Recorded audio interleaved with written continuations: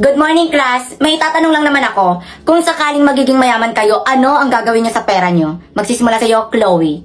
Ako siguro, magpapa-opera ako. Magpapaganda ako lalo. Para lahat ng mga lalaki, lahat sa akin magkagusto.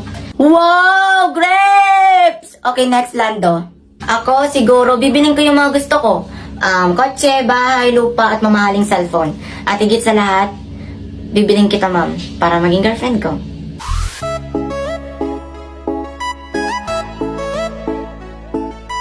Diyos ko, oto-oto naman. Tumahimik ka nga, Rowena. Apaka-inggitera mo talaga. Okay, next, Kate. Ako siguro, pag mayaman ako, bibili ako maraming candies, tsaka bibili din ako ng fishball, kikiam, mga ganon. And last, bibili ako ng manika. Yay! Alam mo, Kate, kung sakaling maging mayaman ka, paggawa mo yung utak mo, may diferensya ata eh. Walang basagan ng trip, Rowena. Epal ka din eh, no? Oo, wag na kayo mag-away. Ikaw naman, Rowena, ano sa'yo? Dami mo daldal eh. Ako, kung magiging mayaman ako, bibili ako ng mamahaling lalaki, yung nagkakalaga ng $200,000 million, billion won, and square root of 2 times 4, quadratic of 1, meaning of 2, and yun lang. Alam niyo naman, pag pok-pok.